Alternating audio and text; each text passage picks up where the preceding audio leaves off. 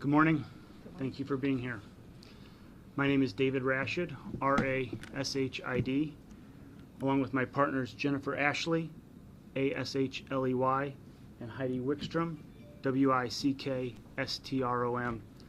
We are proud to represent a courageous individual who has brought this lawsuit against the Westchester Middle School, the Westchester School District, District 92.5, and the Westchester School Board, as well as Dawn Lack, formerly known as Dawn Anderson, currently known as Dawn Chester.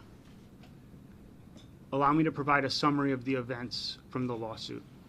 In 1998, our client was a 6th grade student, and Dawn Lack was her science teacher. During that period of time, her teacher began a letter writing campaign to her that was grooming in nature and disturbing by all accounts. The school sponsored an overnight event in Wisconsin, at which point Dawn Lack inappropriately touched our client and made physical contact with her. This continued throughout the year, in which this teacher would write detentions for our client to be one-on-one and alone with her. In 1999 and 2000 school year, Dawn Lack was our client's volleyball teacher or volleyball instructor. During that period of time, the letters continued, culminating in an event that the school was aware of, that the school sponsored, at an off-site location in which Dawn Lack was the only representative of the school present with the volleyball team of 12-year-old girls.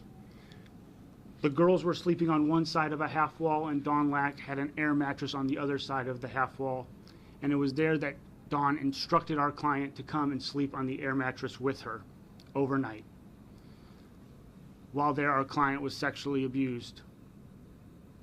At a minimum, the Westchester School District, the Westchester Middle School people in positions of authority were made aware of that event.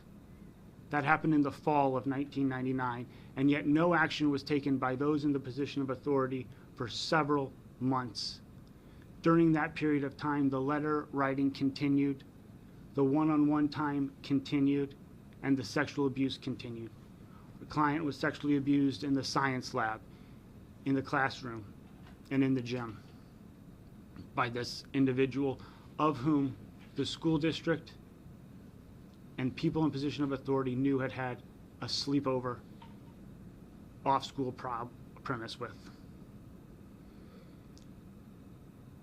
Finally, thankfully, our client's mother discovered these letters that Dawn Lack had been writing and immediately took them to the school. This happened in May of 2000. The school investigated and apparently advised Ms. Lack to resign. But inexplicably, no reports were filed with DCFS, no criminal reports were filed, and as a result, this individual went on to teach at a different area middle school for over 20 years. We have with us some of the letters that were written by Ms. Lack to our client, and I would like to read a couple of them now. This is a letter from April of 2000. I've officially decided you drive me nuts. How will I possibly last until tomorrow to find out how you are? I'm having a hard time going full days without talking to you. I just feel like something is missing. This is from April 25th of 2000. It bothers me when we don't sort things out before you go home, when things aren't right between us. I pretty much take you with me everywhere I go. I don't know why, but I just do. In fact, I was talking to you last night, and you weren't even there. Scary, huh? These aren't the musings of two teenagers with crushes on each other. This is a grown woman in a position of authority over a 12-year-old girl writing these letters. These letters that continued for multiple years. after events that the school district and members in position of authority at the school knew were inappropriate and had occurred. This is a letter from May of 2000. You can just come in my room. I suggest you go to the bathroom and come after the bell, or everyone will see you come in my room. The secrecy.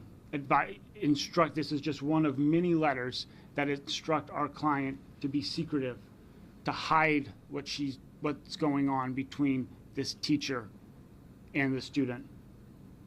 And yet, right under the eyes of those at the Westchester School District and the Westchester Middle School, this same student, who they had the reports of the sleepover in the fall, is continuously and constantly coming out one-on-one of this woman's room, and yet no action was taken. In an undated letter, if you just don't care about me, I think I have a right to know. This is the last thing I'll ever ask of you. I want you to find a few minutes and write down exactly how you feel about me. You owe me that. Let's be perfectly clear. Our client owed this grown woman nothing. What was owed was to our client. What was owed was the protection to be a child, to go to school, to be protected. And that was owed by the Westchester Middle School, by the Westchester School District, and those in a position of authority. And they failed. And this lawsuit is the result of that failure. At this time, I'm going to have my partner, Jennifer Ashley, read a statement that the victim has prepared.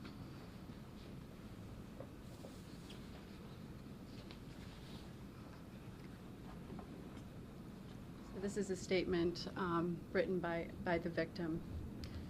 It is difficult to put into words the effect this abuse has had on my life. I have suffered severe depression, anxiety, PTSD, and nightmares because of the abuse I endured as a child. To this day, I am in therapy and continue to work through my emotions that come with sexual abuse. My abuser was my teacher and my volleyball coach, who was supposed to educate, mentor, and protect me, but did the opposite. School is supposed to be a safe place, but it was not safe for me. Even though the abuse happened years ago, it continues to affect every aspect of my life, including my health, relationships, and work. I'm coming forward with my story, as painful as it is to share and relive, because I believe I can make a difference in holding my abuser and those who allowed it to happen accountable. My abuser wasn't the only person in the wrong. The adults at the school, who should have been protecting me, ignored complaints and red flags and failed me. I hope that by sharing my story, it could prevent something similar from happening to another innocent child and help others to have the courage to come forward. To others dealing with the effects of sexual abuse, please know you are not alone. And I encourage you to speak up, seek justice, and hold those responsible accountable. Thank you.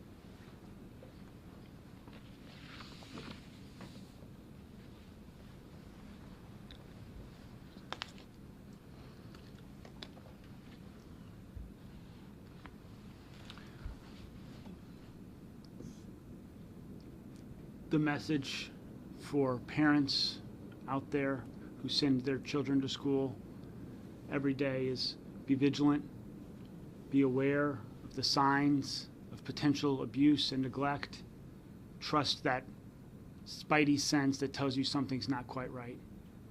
To school boards, to administrators, to those in position of authority, the message is that our children are our most prized possession, and we will stop at nothing to hold you accountable if you don't do the job of keeping them safe and protecting them and for other potential victims out there, because this individual was allowed to stay working with children for over 20 years. A message to you: the system that was entrusted to protect you has failed you, but you're not alone. You're not alone in this fight. We are here and stand willing and ready to assist if we can. We are so proud of our client for having the courage to come forward, difficult as this is, so that others may be empowered to have a voice as well. And at this time, we will take any questions. I just want you to help me clear this out. I understand based on the press release that the victim apparently found out through social media that the alleged abuser was still working in education, and somehow she found the courage then to come forward, correct? That's correct. So through social media, our client became aware that this individual was a middle school teacher at another middle school in the area. And at that point, our client decided, in an effort to protect others from suffering what she had suffered, to come forward and report it. Can you specify how long was this when she found out? Half a year ago, a few months? Can you just clarify? When she found out that the alleged abuser was still working, can you specify when was this? A few months ago, a year ago? I think within the last 6 months or so. Thank you. That's when she came to you? I believe the first what occurred was that she reported to the police and provided a copy of the letters that were in her possession at that time to the police, and the police then began an investigation. Our client came to us after that process. And do you, either through your client or any other calls you've gotten, do you suspect that there were other victims? We don't know. We don't know. We know the pattern of behavior, and we know what our client endured, and we just want, if there are other victims out there, we want them to know that they're not alone, and that they have a voice, and that we're happy to give that voice to them. What did she think happened to her after she left Westchester? What did our client think happened to the teacher after the teacher left Westchester? Just that she wasn't there anymore. I'm not certain. I don't know specifically what our client felt happened to this teacher, but presumably that she wasn't going to be around children anymore. Can you explain, has she explained to you why she kept these letters? Has our client explained to us why she's kept these letters? I'm not certain that, I don't know the answer to that question. I don't know if they were kept. I don't know if once our client's mother discovered the letters, I believe it was her mother that may have kept those letters. And that once our client saw this teacher was teaching again at a middle school, she alerted her mother, and her mother was able to retrieve the letters that had been preserved. Had she been getting therapy all these years? I'm trying to figure out, because the social media post kind of brought up that she was still working at a school district, but why did she decide then to bring those allegations to police after all of these years? Is it for fear of other kids? Yes, I think in an effort to protect I think the shock of seeing the fact that this woman was still teaching in a middle school after the letters had been given to the school district 20 years earlier. And I think in an effort to protect other children from this woman, she came forward. What would be justice for your client? Well, from our end, I think justice from our client is to try to make her whole, to try to give her, fair and just compensation for all that she's been through. It's what our civil justice system does. I think there's a criminal aspect that's going on right now, and we'll leave that to the state's attorney and the criminal side. There's an element of justice there as well. But from a civil justice side, those who were in a position of authority who could have prevented this, who could have stopped this, who could have limited this, and who didn't do so, there is an obligation now to make our client whole. And just to clarify, you mentioned that this, according to your client, that this process started when she was in 6th grade. Was she 12 or 13? I believe that when the process started, she was 11, and it continued through when she was 12. So that when her mother went to the school, she was 12. Correct. So this went on for 2 years. Yes. You've spoken to this quite a bit in a number of your answers, but can you kind of, bigger picture, talk about why it's so important to bring this to light and to, hold this person accountable after all of these years, especially for those questioning, why now? Sure. I think anytime we can hold somebody accountable for their actions, it's important. 1 year or 20 years later. I think anytime that we can protect children from potential abusers, it's important, whether now or 20 years from now. I think anytime that we can say to the people in position of authority, to the people who are overseeing the very safety of our children, who we all send off to school every day and then don't see again until it's time to pick them up, if we can say to them that if you don't take this role, this as the most serious role, and give it as absolute much attention as you possibly can, you will be held accountable. So it's important that all people who are involved in the process be held accountable for this, because every day new parents are going to be sending new children to school, and there has to be an element and there has to be a level of protection for those kids throughout this state, throughout the Chicagoland area, because this is the obligation of schools and school districts and school boards, and in this instance our client was failed. And what message does this send to other victims who, also could have been in a situation like this decades ago and didn't think that they would ever see, anything like this as a result? It's never the wrong time to speak up for yourself, to advocate for yourself, to come forward. Whether the civil justice, whether the criminal justice system can help depends on a lot of different things, but it's always the right time to come forward and speak up. And there are people who are here. There are people who hear. There are people who are listening and who are willing to do whatever we can to fight for you and to attain justice for you, at least here on the civil side from our end. So speak up, come forward, tell your story. At the very least, know you're not alone, that there are other people, there are other victims who were victimized 20, 25 years ago, as our client was, who came forward and spoke up, and now is going to make a difference, is making a difference by getting this teacher out of the school, out of the classroom, is making a difference by holding accountable those who ignored or disregarded the warning signs and the red flags. It's never the wrong time to speak up. Do you know the status of the criminal case? Is she in custody, or is she? There was a formal indictment at the last hearing. My understanding is that she is on some form of house supervision. And in this type of situation, just remind me, would DCFS be notified because she was recently in contact with children? Do you know if DCFS has been involved? Recently. Yes. I'm not certain. I know that the part of the complaint in this case is that the Westchester School District and the Westchester Middle School failed to notify DCFS or anyone of these facts back in 2000. But what involvement, if any, DCFS has at present, I'm not sure. Because we think that she was teaching as of what, last year? Yes, I think we know that as of last year she was still teaching in a middle school in the area.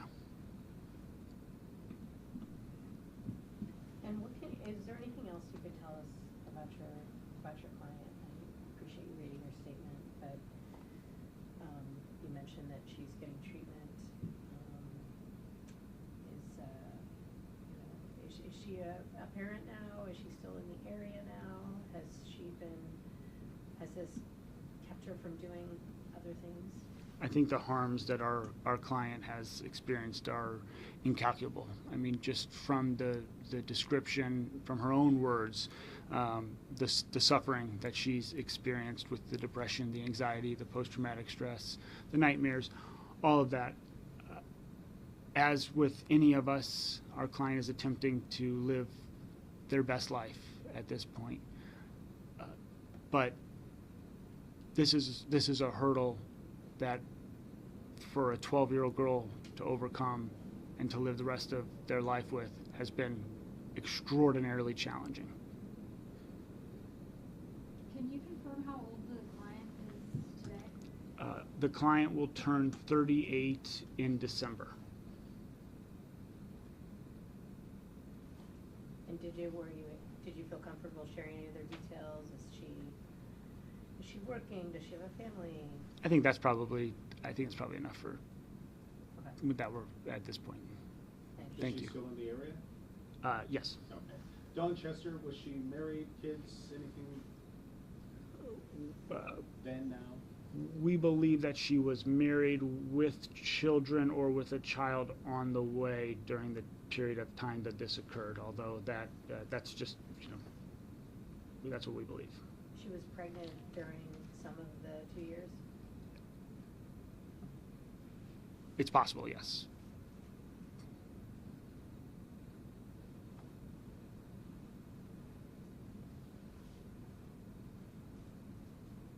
Anything else you'd like to share, or anything else you think is important for people to know? Can you repeat your first and last names, both of them, for us? Jennifer, Jenniffer, Ashley, Ashley.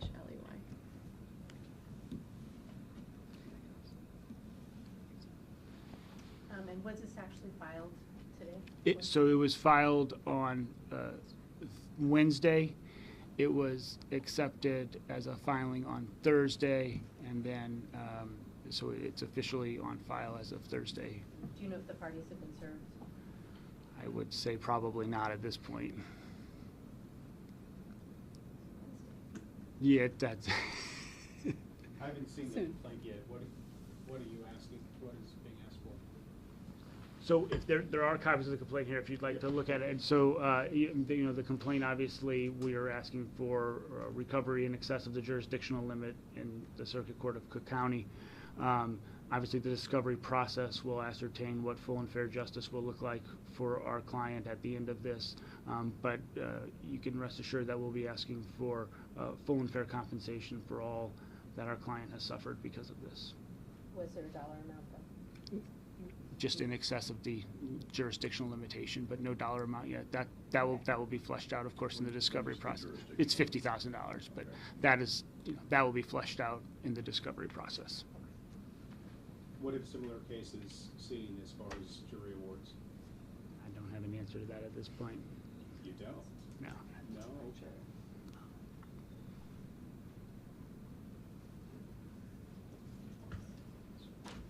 All right. Thank you. Thank Okay. you. Thank you. Thanks for answering your questions. And Thank then you. there's some of the letters. Yes. Yes. Those, just can't leave the room. You're welcome to get